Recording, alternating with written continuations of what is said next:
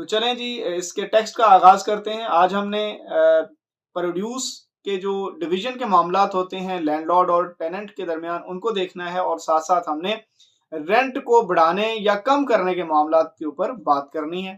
तो चलें आगाज़ करते हैं।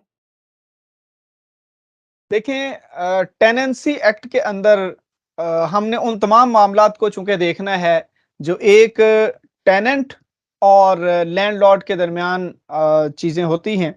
इनके अंदर कुछ चीज़ें जो है वो लैंड रेवेन्यू एक्ट के तहत यानी 67 वाला जो एक्ट है उसके तहत भी तय होती हैं।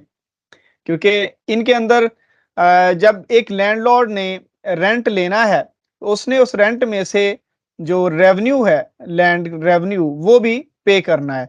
तो इसमें बाज़ औक़ात कुछ ऐसे मामलात होते हैं कि ज़मीन फ्लडेड हो गई है या कुछ ज़मीन में कुछ और मसाइल हैं, तो उस बंदे ने लैंड रेवेन्यू कहाँ से देना है?